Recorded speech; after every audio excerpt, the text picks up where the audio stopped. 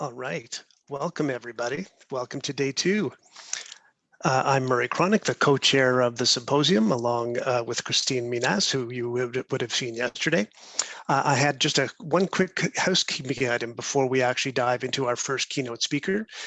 The announcement that you would have received a short while ago is what I wanted to key on, that there's additional features on Event Mobi that in fact you may not have noticed. One of them is the discussions, which is on the left-hand side. In fact, they're all on the left-hand side. This one's at the bottom. It's a little bit hidden. You might have to scroll down. And I've populated a few different topics as a seed or a starting point for those discussions. So please check those out at the end of the day or even during the breaks while you're listening to our musical interludes if you'd like. Similarly, there's a place where you can connect with attendees, also on the left-hand side, and you can also update your profile if you haven't already done so. I see many people have. And last but not least, there's also a sponsors area. All of the sponsors who've been listed previously by Christine and by Katie, we're so appreciative of them. Please do visit their virtual booths. And if I can put in a plug for an article that I co-wrote that's in the BDO one, it's all about why can't we get the expected results from our government projects. And so there's a discussion point on that. Love to hear your comments on that. We are all about the X in exchange, as you'll recall. Here's the bonus. All of this stuff remains up for 6 months, and the recordings of the sessions, our 6 keynote sessions, will be posted next week and will stay up for that time as well. So there's lots of additional value even after today. So that was my housekeeping item. Now on to our next keynote speaker, our first of the day. Dr. Dianne Saxe is one of Canada's most respected environmental lawyers with over 40 years of very unique experience in writing, interpreting, and litigating Ontario's energy and environmental laws. She's been rated amongst the top 25 environmental lawyers in the world. She was the Environmental Commissioner of Ontario from 2015 until 2019, until the current provincial government abolished the office. Dianne now heads Saxe, a law firm specializing in climate, energy, and environmental law. In her spare time, she's currently the deputy leader of the Green Party of Ontario, demonstrating her commitment to the importance of dealing with climate change and all its impacts on our society. This session will be very interactive. We definitely need your input as to what solutions we can apply individually and collectively to deal with the climate change problem that will soon overtake the pandemic as our #1 problem, our prime focus. We'll be using the polls tab in Event Mobi. It's on the top right-hand side. It's between the chat and the Q&A tabs on the right-hand screen. But don't vote yet, because you can only vote once per poll. You can't change your vote once it's entered. We also have 9 volunteers waiting in the wings to help us out to do this interactive aspect of it. I'll introduce them a bit later. But right now, I'd like to hand it over to our first keynote speaker of the day, Dr. Dianne Saxe. Hello, everybody. Thank you so much for having me. So, Murray, do you see my PowerPoint? Yes, ma'am. Always a good sign. All right. Hello and thank you. So, this is the En-ROADS Climate Workshop. So this is an introduction to a fabulous tool, a simulator that I hope you will use afterwards. My presentation, I'm going to do 3 parts. First of all, we're going to collectively decide what temperature target do we want to try to hit today by choosing climate policies. Once you choose a target, then of course, we're going to choose policies and see how far they get us to the target. And we're going to do our darndest to get to the target. And then we'll have a debrief at the end. So the first question is, what temperature target do you want to try for today? Humans have never lived in a world much warmer than today, but the trajectory we're on is likely to put us beyond the realm of human experience pretty quickly. So you're going to get 3 choices. Should we try for 1.5 degrees, 2 degrees, or more than 2 degrees? And here's a little bit of context for what that means. We know that right now, we're not headed anywhere near 1.5 or 2 degrees this century. We are on track, if we don't change a lot of important things, to being about 3.6 degrees of additional warming this century, which means within the lifetime of today's children. And you can see how quickly we're likely to pass 1.5 degrees if we don't make significant changes. Here's a way of thinking about it. So it's not just one issue that we have to deal with. Biodiversity, obviously important, but climate change is the one I'm focusing on today, and it has a huge impact also on the fate of biodiversity. Another cartoon that I really like, you can summarize what we're doing now. We've had a lot of us very good lives, but the result is we are destroying the natural systems on which our lives depend. And scientists have been telling us and telling us and telling us, and well, hopefully we're starting to listen. The clearest summary of the current situation, I think, came from the Special Rapporteur to the United Nations Human Rights Council, Philip Alston, and he put it this way. Politicians talk a lot, or not politicians, scientists talk a lot about 2050 this or 2100 that, and they do it because those are round numbers and they're easy to use in a study. But politicians generally don't give a damn about 2050 or 2100. They don't expect to be in power. Most of them expect to be alive. But we're talking about the lifetime of today's children. Any baby born today would only be turning 79 at the end of the century. So what can we look forward to in the lifetime of today's children? Well, according to Philip Alston, the best case now is widespread death and suffering, and the worst case is humanity on the brink of extinction. So I don't think there are any bigger stakes, and that's why I'm devoting my life to the climate crisis. Now, the scientists have been telling us and telling us and telling us that we must stay below 2 degrees. The science was quite clear in the 1980s, which is why every country in the world agreed in 1992 to a global treaty, the United Nations Framework Convention on Climate Change, and we knew that if we got past 2 degrees, there'd be dangerous human interference with the climate system, and really bad things would happen. And so we promised to do something about it, and what we've done since then is have our emissions go up, as you can see from that graph, pretty much steadily. In 2015, 21 years after the treaty came into force, the science was getting more and more clear that even 2 degrees isn't safe. So all countries agreed, every country in the world agreed, that we would work together to keep the global average temperature this century, that is during the life of today's children, well below 2 degrees, and if as close as possible to 1.5. And then we got a really important study. So the Intergovernmental Panel on Climate Change is one of the largest scientific collaborations in human history. It's the work of thousands of scientists across the world. It was set up by the countries of the world under the treaty to say, we really need some reliable information that we could all trust. That's what the IPCC is for. And they gave us a special report. What's the difference between 1.5 degrees and 2 degrees? And the short answer is a 1.5 degree world would be much, much better than 2 degrees. And the biggest difference is the ability of human and natural systems to adapt. If we could keep global climate heating below 1.5 degrees or to 1.5 degrees, we can expect most human and natural systems to be able to adapt. But once we blow past that, systems will begin to collapse. And the other crazy thing is there is so much to gain. So much to gain.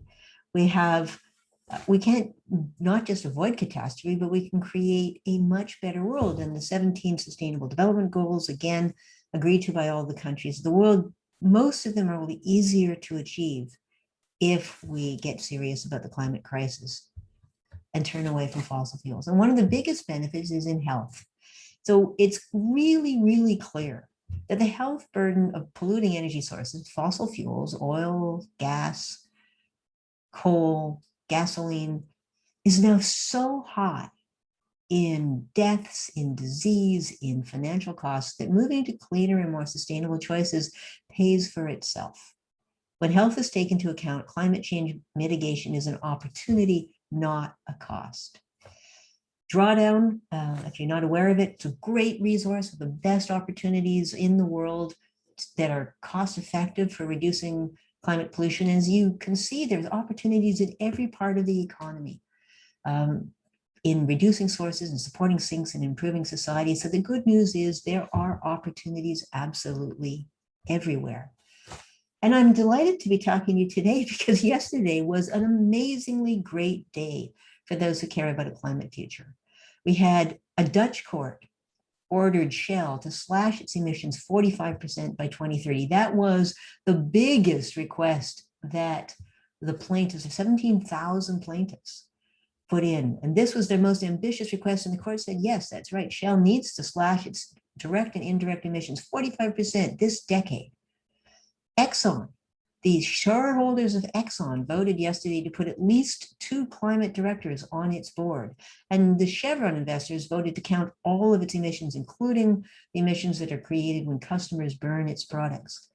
And last week, the International Energy Agency, which has been really captured by the fossil fuels, fuel interests, it was set up in the first place because Western countries were afraid of not having enough oil and gas.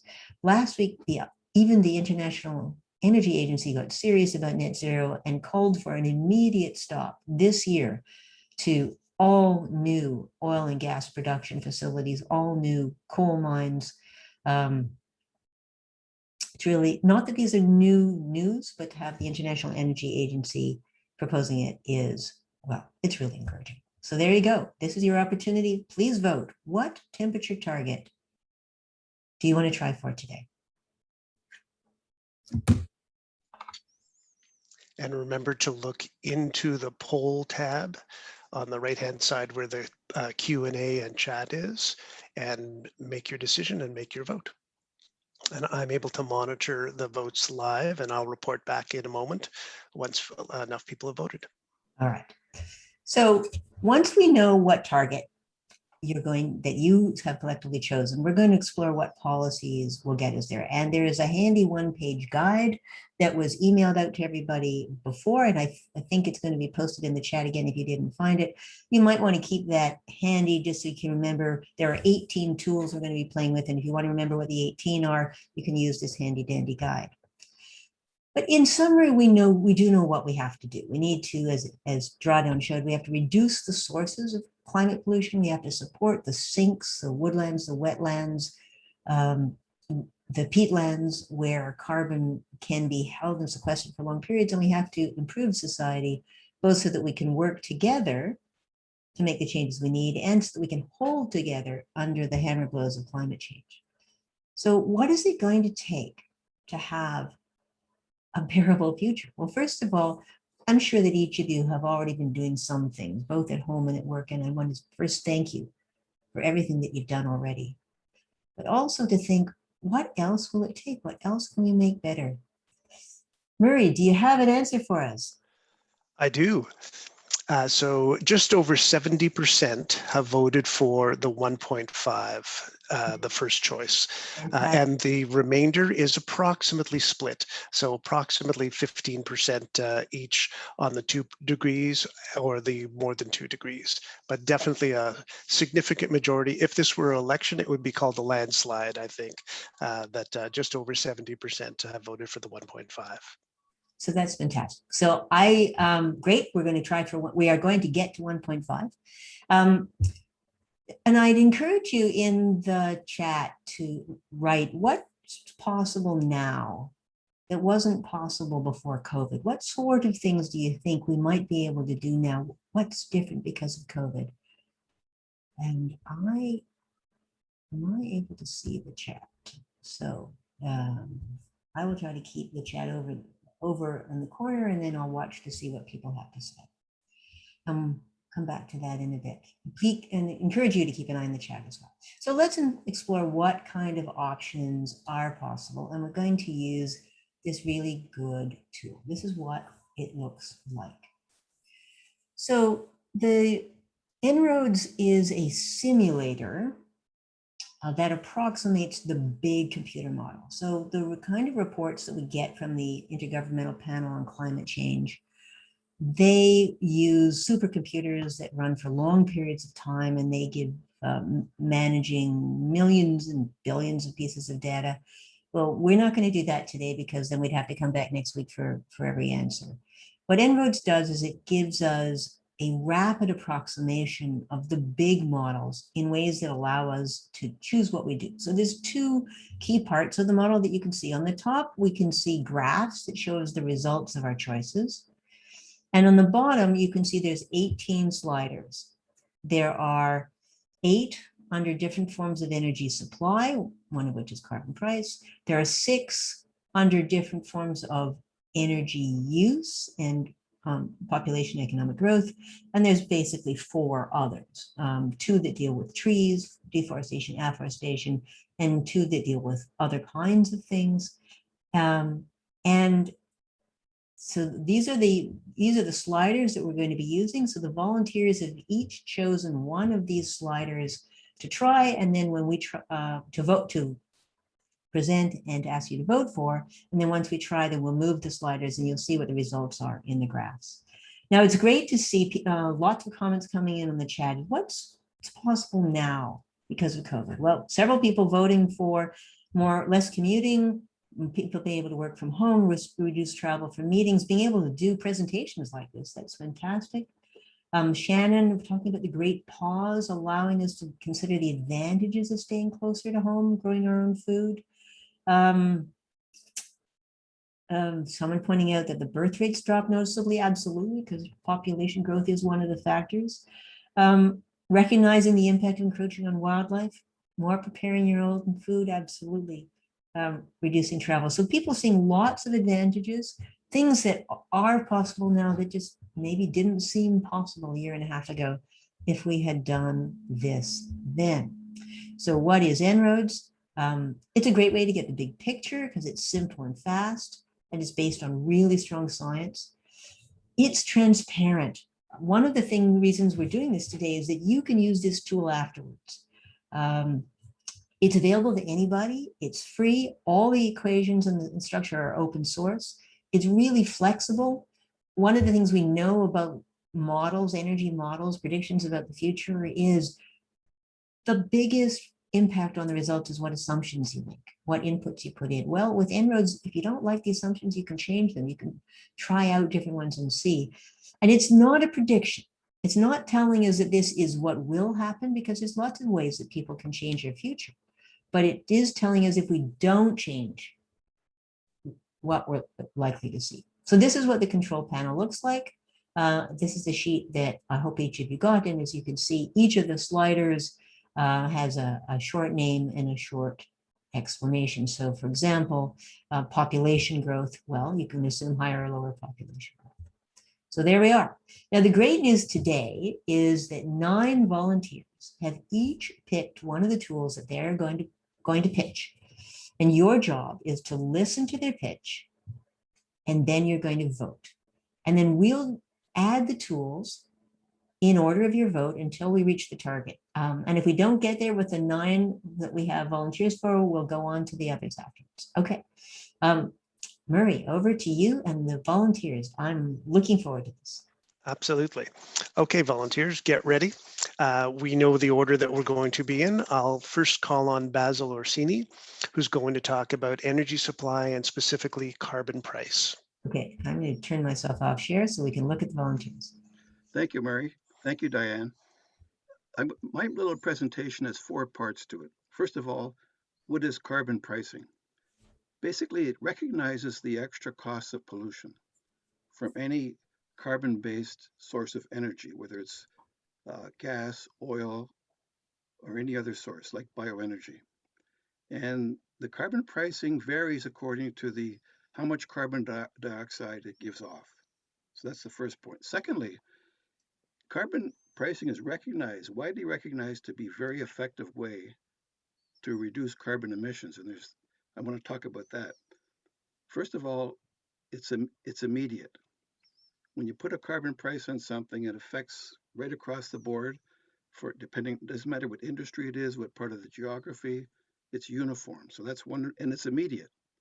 And given the urgency of the current situation, immediacy is very valuable. Secondly, it's interconnected with all other factors in the chart that Dianne just showed. It does that in 2 ways. It does that directly by decreasing demand, And secondly, for the carbon-based sources of energy. And secondly, it shifts investments more towards innovation and changes to non-carbon based sources of energy. For example, more efficient buildings or more investment in new technologies. And the last aspect for this part would be a means test is applied to make sure that low income people don't are not unduly affected by this. So there's a means aspect to it. So that's my second part. The third part is in Canada, since 2019, every jurisdiction has had carbon pricing since 2019, and it's adjustable depending upon the federal approach is if the province or the municipality wants to do it, they'll back off. If the federal if they want the federal government to run it, the federal government will run it, and the federal government will take care of the rebates through payments and climate action plans. The fourth and last point I want to talk about is Dianne. My prediction would be for globally at the end of the century that carbon pricing would reduce global application by 1/2 of 1%. So it's quite a big chunk, and that takes us to the upper. In terms of the slider factor, it takes us to the upper end of the middle range. So that's my pitch for carbon pricing. Thank you.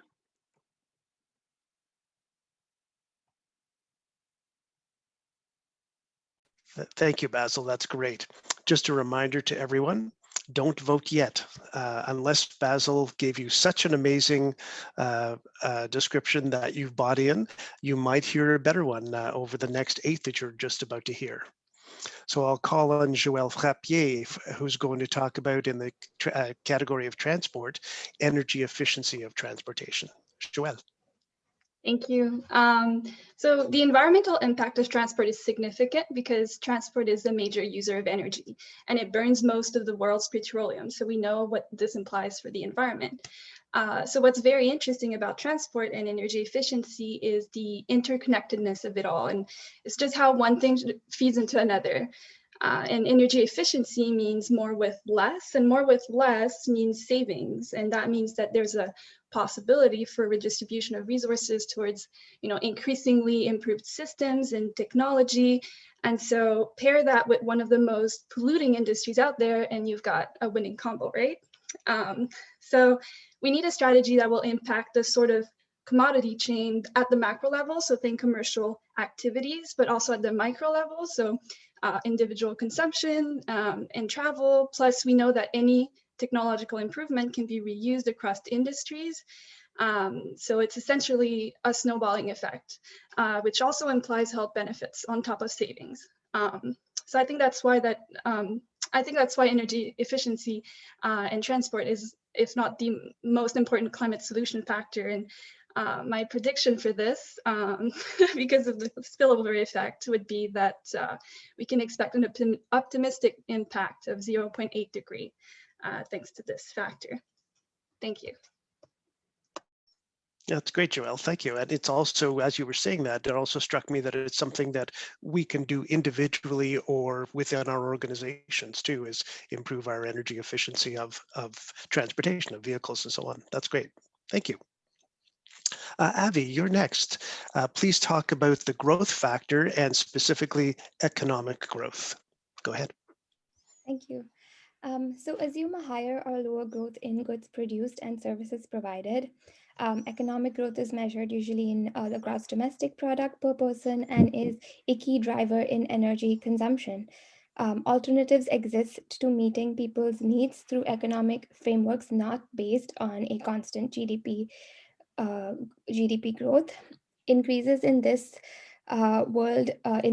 increases in this gross world product is arguably one of the most important drivers of future carbon dioxide emissions. However, what's interesting is that economic growth and climate change should not be seen as trade-offs because efforts can focus on finding ways that address both simultaneously. For example, incentives for transition-related projects that support both climate and economic objectives, such as low carbon sectors in clean tech, health tech, and a carbon tax approach. Also, slower economic growth can be used as a high leverage approach for avoiding future temperature increases. There are ways, however, there are questions on how this can be done in an equitable way. This includes focusing on approaches that use the beyond GDP, such as the gross national product, um, as well as a social progress index, which goes beyond the GDP, including outcomes of countries such as environmental quality, access to healthcare, water, sanitation, equality, and freedom. So my pitch is that economic growth can help improve outcomes both socially as well as help the environment as well. Excellent. Thank you. Very interesting. And we always assume economic growth is just a given. And so you've given us something to challenge ourselves by, which is great. But I need a prediction. Oh, that's right. So if we reduce economic growth, Avi, how much will? So a low long run growth assumption of between 0.5 and 1.2, I have a prediction of 1.9 degrees Celsius. Just less than the 2 degrees Celsius target. Great. Thank you very much. All right, next I'm going to call on Shannon, who's going to talk about the category of carbon removal and a word that was new to me, afforestation, which is planting new forests. Go ahead, Shannon. Okay, thank you. Yes, it was a bit new to me as well. So afforestation deals with planting new forests where there may not have been forests before, such as reclaiming agricultural lands, etc. Whereas reforestation is, of course, restoring existing forests. And I kind of treat these two in the one topic because while I'm here to suggest that this is certainly a good thing to do, actually, the literature is a little bit unclear on this, as much as I wanted to present a raw perspective from what I'm putting forward. But actually what we need to understand is that while trees can effectively help address climate change in the short term, they're in a way carbon sinks, so they will absorb carbon. But when a tree is cut, burned, or decays, it actually then releases that carbon. And so there is continuing debate actually about the strategy of afforestation or reforestation. Not to say that there aren't a lot of positive reasons for doing, for ensuring that we have, healthy forests, of course, for biodiversity, of course, for addressing climate or land remediation and things like that. So, I mean, just to be clear, we do know that trees, as they grow, they draw carbon out of the air, which can reduce carbon dioxide levels, as I said, perhaps in a short term.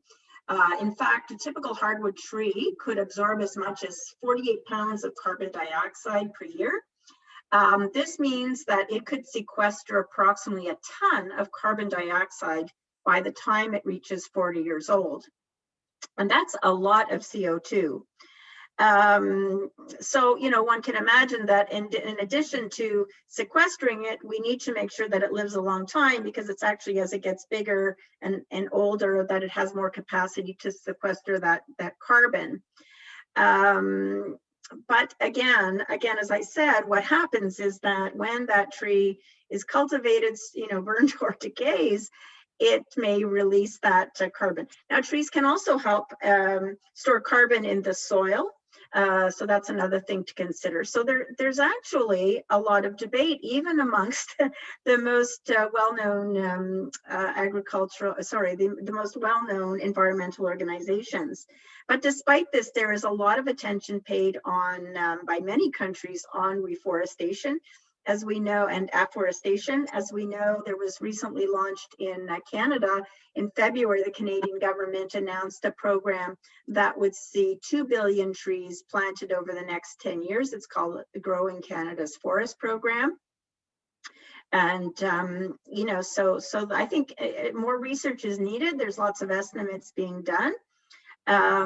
So I'm going to project a rather modest effect on carbon carbon removal and climate change of almost neutral, but I'll put it at a 0.01 for this particular presentation. Great, thank you, Shannon. Next, I'm going to call on Katie to talk about the category of buildings and industry and specifically energy efficiency of those buildings. Awesome. Thanks so much, Murray. So this factor is about the increase or decrease in energy efficiency of buildings, appliances, and other machines. And energy efficiency is using technology that requires less energy to perform the same function. And it includes things like building well-insulated homes and reducing the amount of energy that factories use. One thing we can all relate to is, think about in the summer, some of you may have a battle within your household about the AC temp. I don't know about you, but if you drop that 1 degree, you will see a tangible impact on the wattage that you use. And that's one little house. So energy efficient practices can save money through reduced energy needs, as well as improving the health of people in those buildings. And I think about most people here, where federal government or other organizations, and a lot of us are currently working from home due to the pandemic. And I can't be the only one that thinks about what's the impact that we might see from the energy savings due to reduced populations in all those office buildings. I live in downtown Ottawa. I walk around. It's neat to see like dead zone, right? I mean, it's sad for the buildings and I know that there's challenges there, but I also look at how much energy are we actually saving by saving the commute and not using those buildings to the same extent that we were used to. So just think about the number of office buildings, number of manufacturing plants, and all that technology that's around us. It really seems like an easy win to aggressively address the efficiencies in this area and pack a serious punch to the temperature increase. I predict this factor will impact the temperature by at least 0.5 percentage point, maybe more. Thanks, Marie. Great, thank you, Katie. I laughed when you talked about the adjusting the thermostat plus or minus a degree. We have that fight in my house all the time. And I won't go there too much, but there's definitely a difference in my sample size of one family of men versus women on that one. There's definitely a gender-based analysis on that to be done. Shalini, you've got the next one. Please talk about land and industry emissions and deforestation in particular, basically the opposite of afforestation. All right. So deforestation often entails burning and removing of forests to clear land for crops like soybean, corn, or palm oil, grazing for meat and dairy production, development, or production of timber for various purposes. So as Shannon mentioned earlier, forests have an important role in regulating atmospheric conditions, hydrological processes, soil composition, and even disease control, all of which are impacted by deforestation. So not only is the absence of actual forested land cover a contributing factor, but the process and how the deforestation occurs, whether it's the transportation involved, the pollution as a result of machinery use, on-site processing that may occur, and more. So this means forest protection efforts help increase biodiversity, reducing habitat fragmentation, for example, which supports various ecosystem services like minimizing the rate of erosion, water retention, and in this case, a very important factor of carbon capturing. So as a whole, deforestation is a one-stop shop when it comes to being a climate factor because of its inclusive impact on ecosystems and corresponding communities and how it contributes to overall resilience.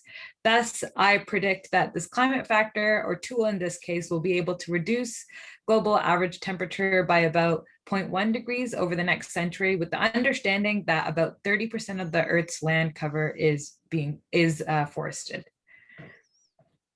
Very good. Thank you, Shalini. That's very interesting. And the notion of biodiversity really speaks to me in terms of habitat for animals, birds, small animals, raccoons, owls, and so on. So there's also that, not just the temperature effect, but also the biodiversity effect of that. So thank you for that. That's great. All right, up next is Fiona. Energy supply is the category and renewables is the specific topic area. Yes, hello. So as we know, we've been already using in Canada a lot of renewable energies. We're only at about, according to NRCan, 18.9% of Canada's total primary energy supply being from renewables.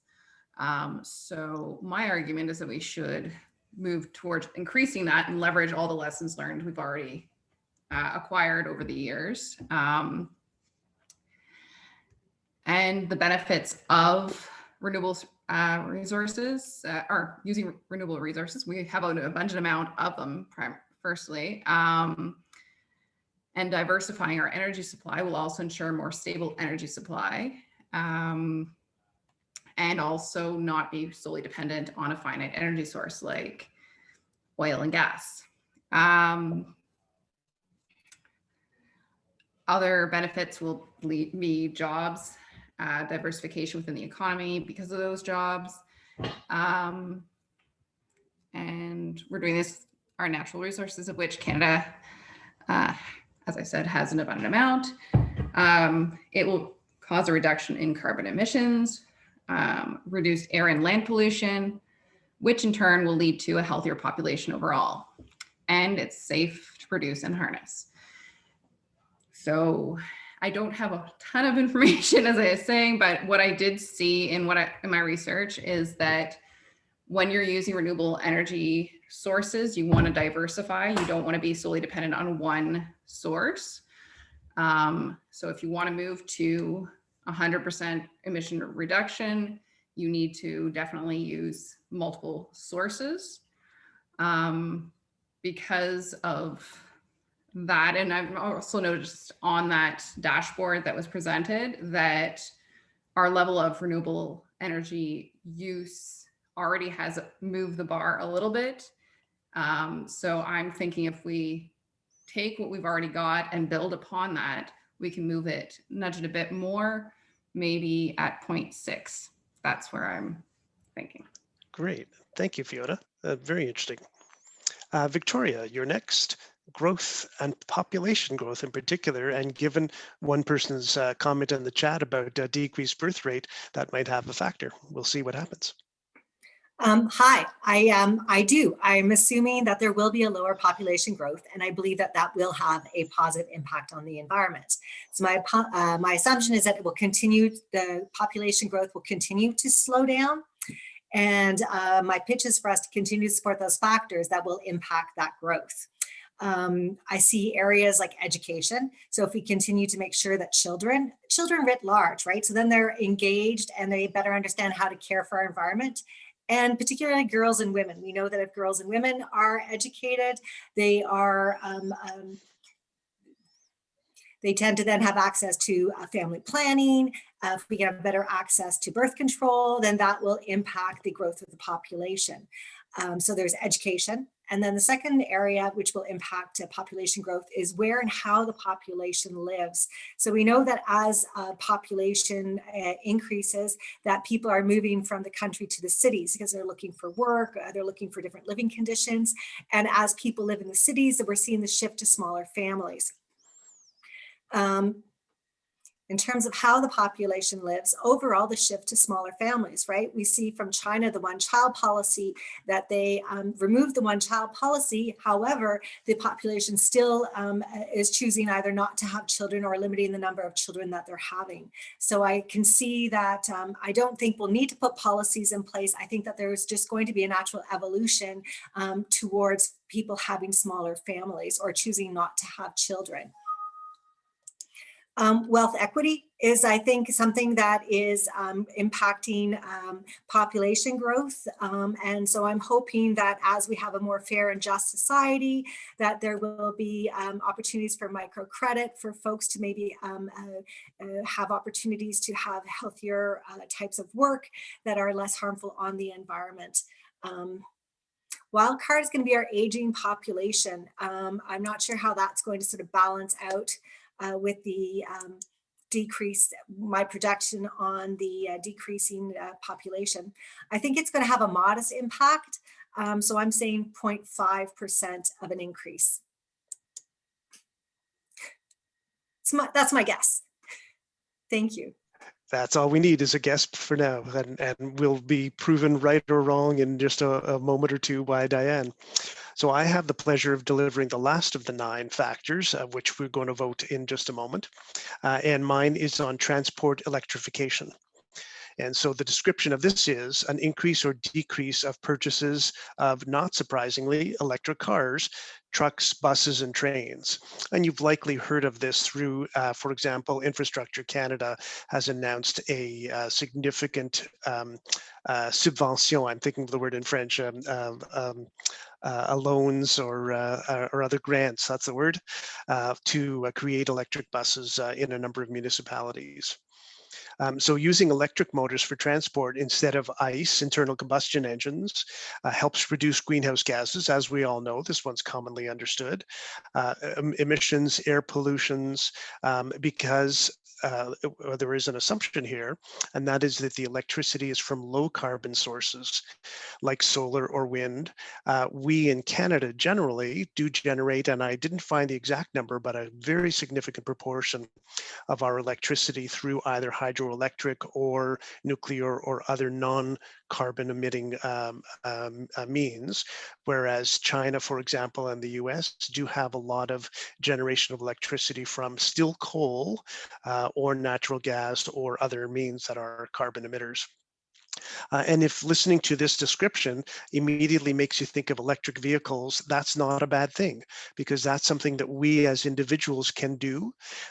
If we are managing a fleet of trucks, for example, delivery vehicles, that's something we can do, a fleet of taxis, other things like that. And so what I like about this particular factor is that it allows us to individually and collectively make progress here. And to that point, I had committed to friends and family 2 years ago that I was going to buy an electric vehicle because I believe in this particular factor, and I have just placed an order for one. So I'm putting this one into action. However, I have a feeling that it's going to be less than less impact than intended. I think this will only be 0.2 or 0.3 of a degree. So back to you, Dianne, to tell us what the actual answers are. Okay, thank you very much, everybody. Well, first of all, a set of cheers for all the volunteers. That was great, and it was kind of you to be willing to do it in the first place. But and thank you for your predictions, and let's see what happens. So what we're going to do now is look at the En-ROAD sliders. Well, actually, before we run the sliders, the vote should be open, right? So Murray, the poll should be open. I need everybody to vote on which is your favorite of the tools. Which one do you want to start with? Which one do you think will have the biggest impact? And Maria, I can't see the poll results, but you will tell me. Yep. Well, the votes are definitely coming in literally as I speak. So we'll wait a few more moments, and then I'll tell you which tool we should try first, which is the poll that's open now. So while I'm waiting, I'm going to show you a little bit about the tool, because one of the purposes of this exercise is for each of you to be able to use this tool later. It's not a one-time fits all. If you go to climateinteractive.org, that's climateinteractive.org, you'll be able to do your own scenario. I'll be tweeting the one we do today, and so you'll be able to start with that and change it. We're going very quickly today. There's not much time to study anything. But for example, we just heard from Murray about his electric car. That's great. So you can see this is the slider under transport electrification. And you see there's 3 dots beside it. And if you click the 3 dots, you can get lots more information. You can see that there's an information tab with a lot of detail. You can change any of the assumptions. And you can see what the results are. What is the percent per year? When does it start? And there's all kinds of graphs that you can try as well. So when you come to use the tool itself, there are 400 pages of reference material available on the website, which you probably don't want, but if you do have questions, that's where you find it. And of course, the graphs, there's lots and lots and lots and lots of graphs that you can play with. Murray, do you have a result for me yet? I do. So it's actually surprisingly close, but the one tool that we should try first is the one that Katie spoke to. I'm sorry, no, that's wrong. It's the energy efficiency transport one, which is what Joelle had spoken to. Okay, so that's number 1. And what's so give me 1, 2, and 3. What's number 2? Sure. Number 2 is the renewables. 2 is renewables. Okay, and 3?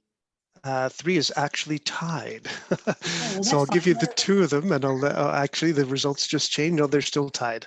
Okay, So carbon price in the energy supply category, right, and energy efficiency in the buildings and industry category. energy efficiency in buildings. Okay, all right.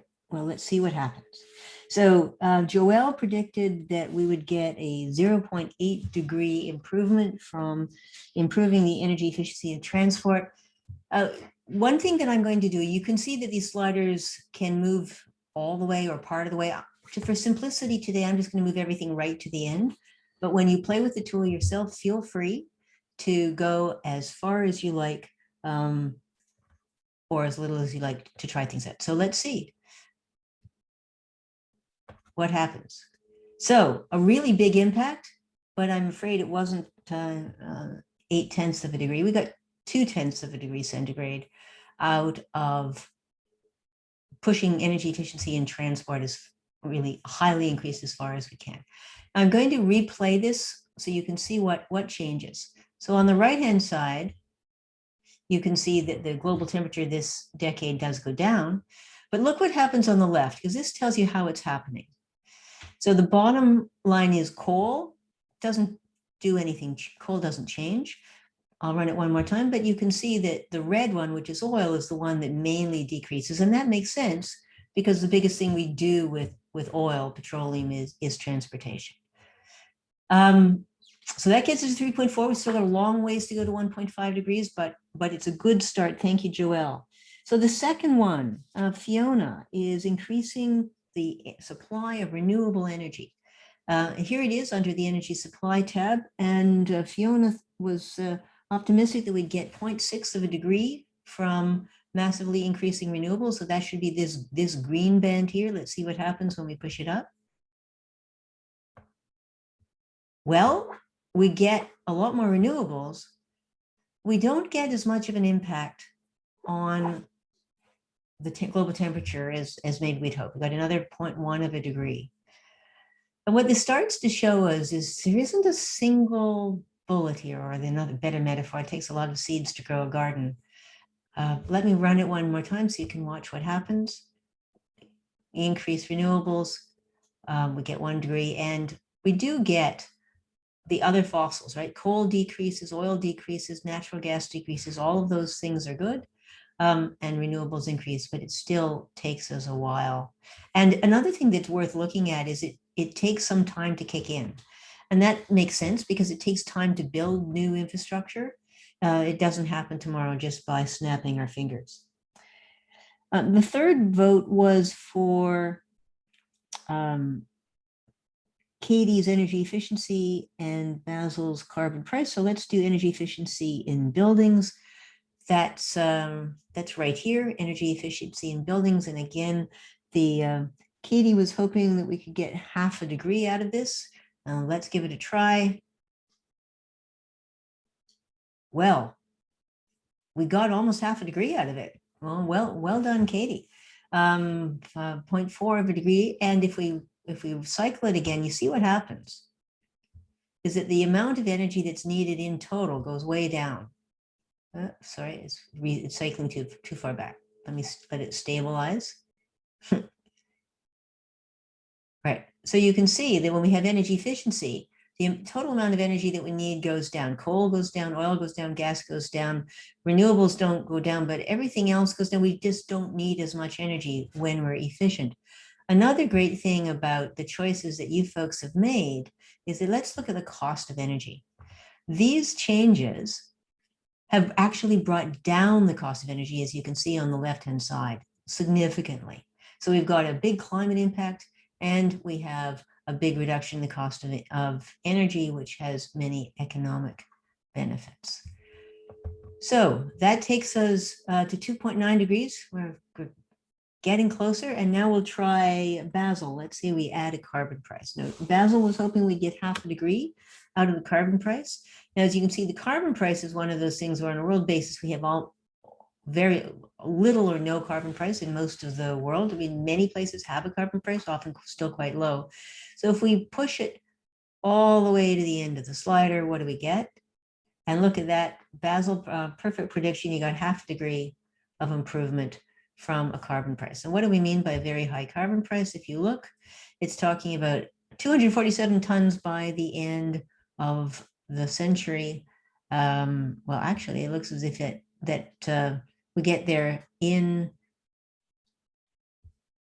10 years for the initial carbon price and the end of the century for the end. So a really good tool. And we have lots of reasons to think that a carbon price works, and certainly Basil mentioned some of them. The biggest thing is it makes it cheaper to be more efficient and make other choices. It levels the playing field. Fossil fuels have benefited from public subsidies, public infrastructure for a century, and it takes something like a carbon price to level the playing field. So we've got a long way. That's great. So why don't we put the poll one more time? We're going to pick the next three to go. So Murray or Robin, if you can run the poll. These are the same choices that you had before. Please don't vote for the four we've already tried. Pick your favorites among the others, and we'll do the next three tools in a minute. And there are some folks who pre-voted, so you can't change your vote, as I mentioned earlier. So for the folks who are about to vote, don't vote for the four factors that we just covered off. Right. And while we're doing, one of the things that I'm going to show you is where are these gases? So we've made a lot of improvements already. And what you can see is what's left here. So the green is carbon dioxide from land use. The black is other carbon dioxide, basically burning fossil fuels. The sort of gold color, this is F gases. These are chemical gases used in air conditioning, in anesthetics, in certain kind of chemical processes. And then the next big one is CH4, which is methane. Methane, which comes from the oil and gas industry and also comes from cows and landfills and sewage plants. And then we have a little bit of nitrous oxide from agriculture. So what do we got? Murray, what are the next three? So we have a virtual tie for the next three. Okay. And the numbers are literally changing by 1% as I'm looking at them, but we right now have a tie for the top three. So afforestation in the carbon removal category. So planting more forests. Yes. Economic growth in the growth category, of course. Economic growth, yes. And then electrification in the transport category. Okay, three more to try. So I'll just do them in that order. So afforestation, Shannon was not very optimistic about afforestation. She thought only 0.001, but let's see what happens when we push it all the way over. Well, there you go. So it was a little better than you thought. Afforestation takes time because it takes a long time for trees to grow. And of course, there is always the risk that the trees are going to burn again, which isn't reflected in this chart. But in any event, so we got down to 2.3. So thank you very much, Shannon. So Avi wanted us to reduce economic growth. So if we look at economic growth, the default is that we're at 2.5% economic growth per year now and 1.5 in the long term. Avi, how much did you want to reduce it? I guess I'll just do that. I've done everything else and push it all the way to the bottom and see what happens. Well, it does reduce energy consumption, and particularly, it even reduces renewables, because we just don't need as much energy if we have less economic growth. So that gets us to 2.2 degrees by the end of the century. We're not well below 2, but we're certainly getting close. And then Murray, electrification of transport. You were hoping we get 0.2 or 0.3 out of that. Let's see what happens. Push it right to the end. Uh-oh. Let's try that again. We really don't get any benefit from electrification of transport. at this point in the scenario. And so let's think about why for a second. Look over here, Murray, and see, even before your tool, how much oil is left in transportation? Not much. It was really driven out mostly by the very hard carbon price. So basically, Basil beat you to it. If you had been first and Basil had been second, it probably would have been reversed. But at this point, we don't have an awful lot of oil left for electrification to push out. So that's so we're not there yet. We've got a couple more. Let's what happened after those three, Murray, in the last one? How did people vote as between population growth and deforestation? Which one was next? Pretty close, actually. Population growth would be next, in fact. Okay, so Victoria, we're going to try population growth. Victoria was really optimistic that we get half a degree out of reducing population growth. And let's see if we push it right to the bottom. Well, we get 0.1 degree.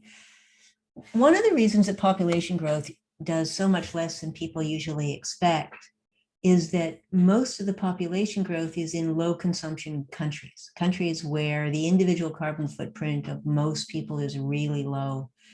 One of the articles that I read said, you know what, if we could get the richest 500 million people to reduce their emissions, we don't have to worry about the bottom 6 billion at all, because they don't have a lot of emissions. Anyway, we're at 2.1, and that's the last one that's left is deforestation. And I know Shalini thought we might get 0.1 out of that, and let's see what happens if we minimize deforestation. And good call, we got to 0.1 out of that. So we're at 2 degrees. That certainly gets us within the ambit of the international treaty, but it doesn't get us well below 2 or anywhere near 1.5. So we're going to have to go to the other 9 tools. And just before you vote, let's look again at this question of where the greenhouse gas emissions are coming from. So what's left now in our scenario? Well, we have land use absorbing, all those trees are absorbing some carbon, so that's great. We've got some carbon dioxide still coming from consumption. We've still got the F gases. And what's the big thing we haven't done anything about yet? Clue on the slide. All right, let's have the final poll, Robin, the one with the other 9 tools. And let's see what it'll take to get us to 1.5.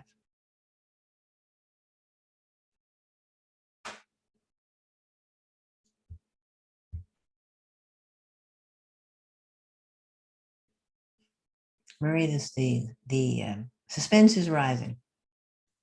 Yep, the votes are coming in. Okay. And just a reminder of time, because we're coming up to 1:30 and we have that hard stop at 1:45. Right, so we got to get to 1.5 and we need to do it fast. So, yep. So we have 2 leaders right out of the gate, the carbon technological carbon removal category, right, and the new zero carbon in the energy supply category. Okay, really interesting. Okay, well, so nobody wanted to take my clue. All right, we should, so the new zero carbon, this one is worth looking at. So this is stuff that doesn't exist yet. Discover a brand new cheap source of electricity that doesn't emit greenhouse gases like nuclear fusion or thorium-based nuclear fission. It might happen. We could try it. Both of these categories are stuff that really doesn't exist yet. And unfortunately, it really doesn't get us anything. As you can see, it doesn't change the temperature. We're still at 2 degrees, even if somebody were to invent some magical kind of fusion that might work.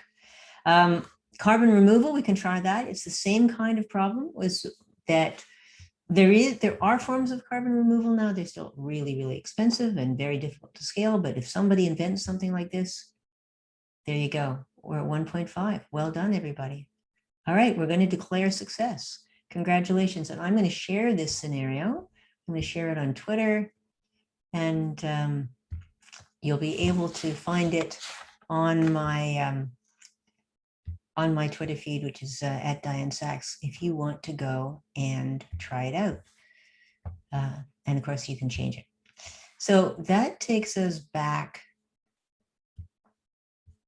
to the model. Oops, we did this already.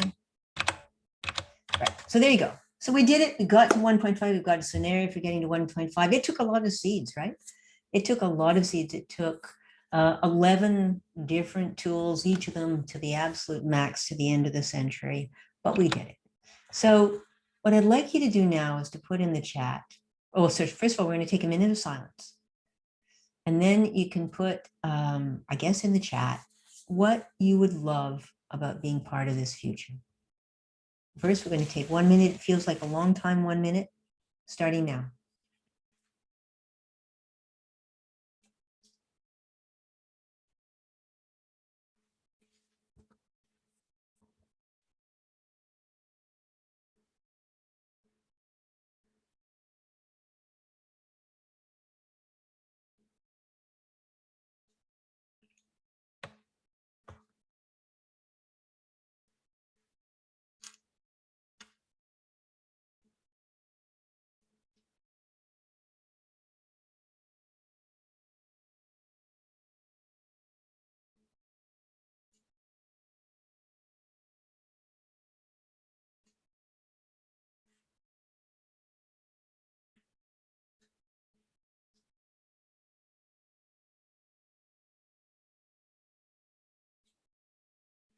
Okay, that's 1 minute. So tell us in the chat, what would you love about being part of that future? Slowing down, killing a bit of the rat race, living more simply. Yeah, I love that. Better air quality, happy lungs. Thinking about opportunity to reuse technological improvements across the board. Well, for sure. So we don't have a lot of time today, but I'm going to encourage you to think about, well, what surprised you? And what were your key insights? What will you take away from today? How will you use this tool? When can you use it in your work?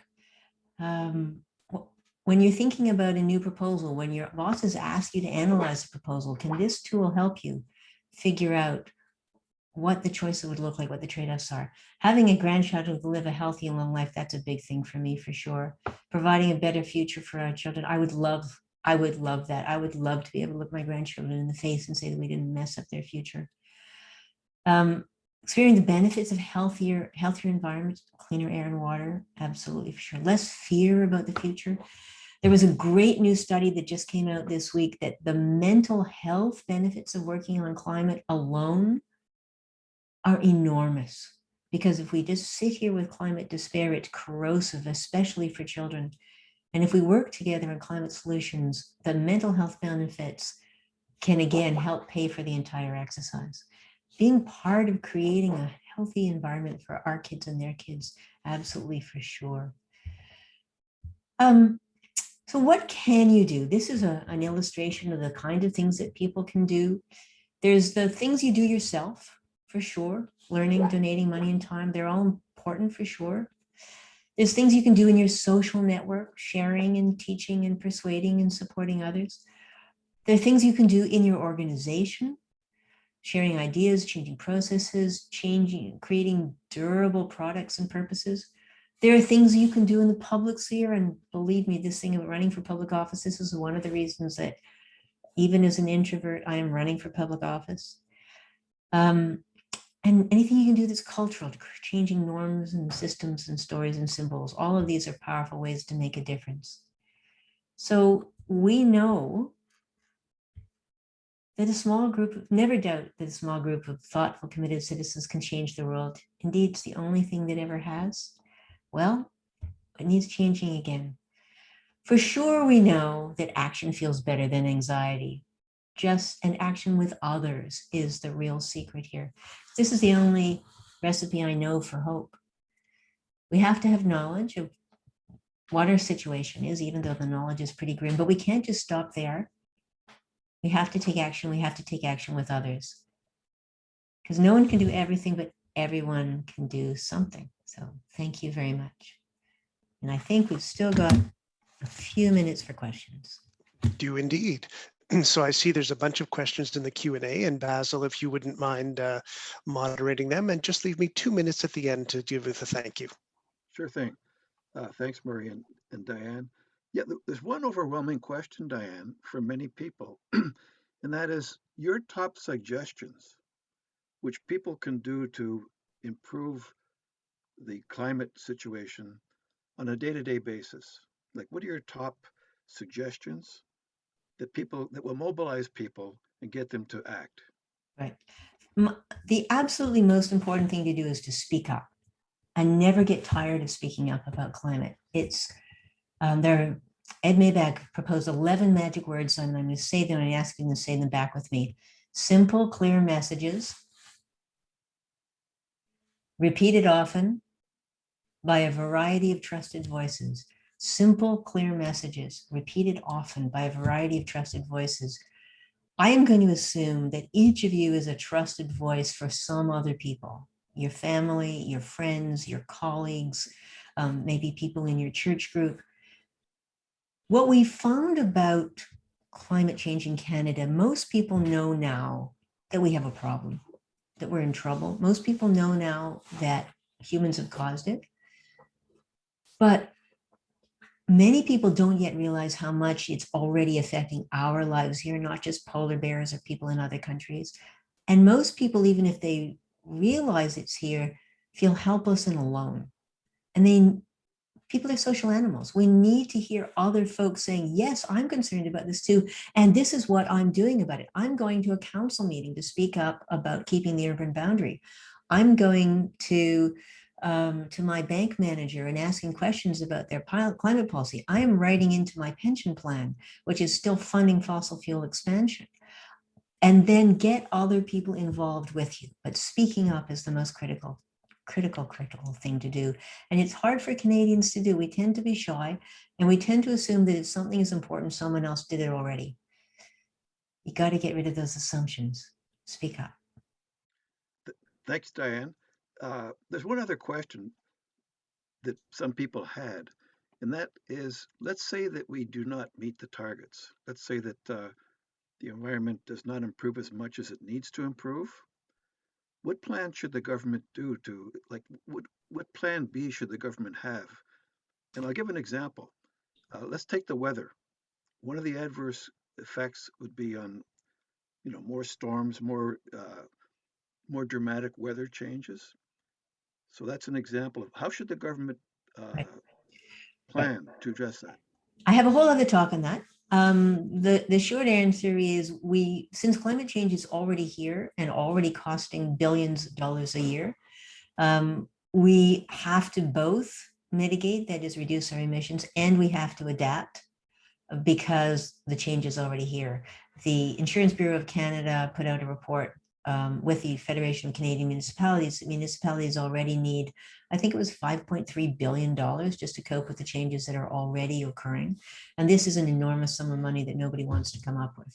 So we do have to plan. We have to think about our vulnerabilities. What kind of things can we defend? What kind of things can't we defend?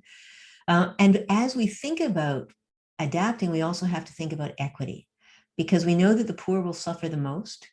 So we need to think about how we choose solutions that are going to reduce inequality and help people. We think about tree planting. Well, one of the places we need to plant trees is in the poorer parts of cities, which tend to be hotter and have fewer trees and to suffer more as the temperature gets wilder. We think about electrifying vehicles. It's particularly important in the poorer parts of cities where the air quality tends to be worse and people are suffering more adverse health effects. So we have to be preparing for what's coming, but we have to be preparing in a way that brings everybody along and hopefully makes life better for those who are suffering the most. Thank you, Dianne. We might have time for one last question, maybe a couple minutes, and then we'll give Murray the couple minutes to finish off. Okay. And that has to do with the impact of agriculture and meat products on the environment. If you could address that topic. Well, for sure. So the very last report fact sheet that I got out one day before my office was silenced was a fact sheet on the individual carbon footprint of the average Ontarian.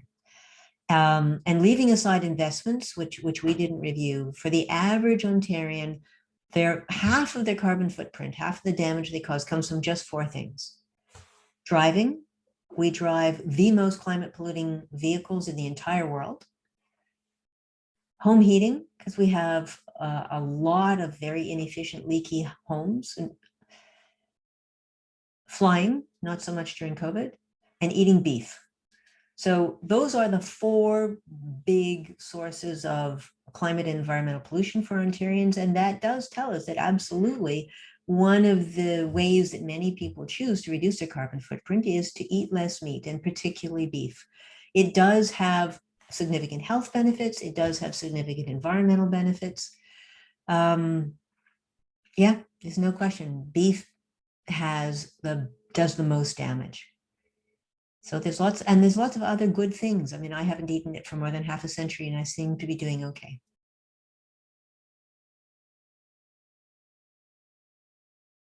That's great. Thank you, Basil, for moderating those questions, and thank you, Dianne, for the great answers there.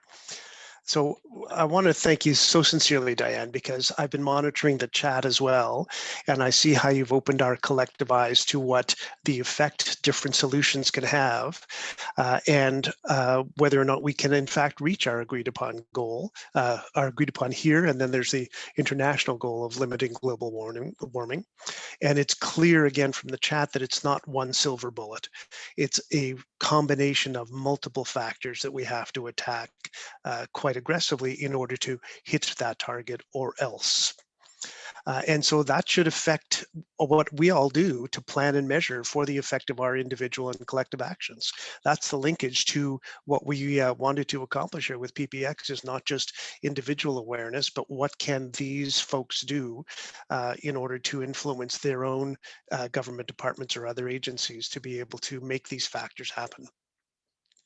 I was also struck by something you had said right at the beginning of your talk, Dianne, that you're dedicating your life to fight climate change. And I was just struck by that right off the bat, and it just showed itself through the last hour or so. And so I'd encourage everyone here in the symposium to follow her on Twitter and be part of the solution. And I do also note that the reports from when she was Commissioner of the Environment are still available online. So those 4 factors that Dianne just mentioned, I remember reading in that last report. And so if you're interested in finding out more, please do find those online. You shouldn't have any problem finding them, as I did. And then we'll get everyone even more educated as to where we should put the majority of our efforts. So Well, thank you. Thank you, Mary. I do have the reports. They're actually quite hard to find from the government, so I have them all up on my website, saxe.com, and they'll also be available on my election website for people who find that easier. But thank you so much for having me, and best wishes to everybody, and do try the tool out. It's meant for you to use. Thanks a lot. Bye-bye. Thanks so much.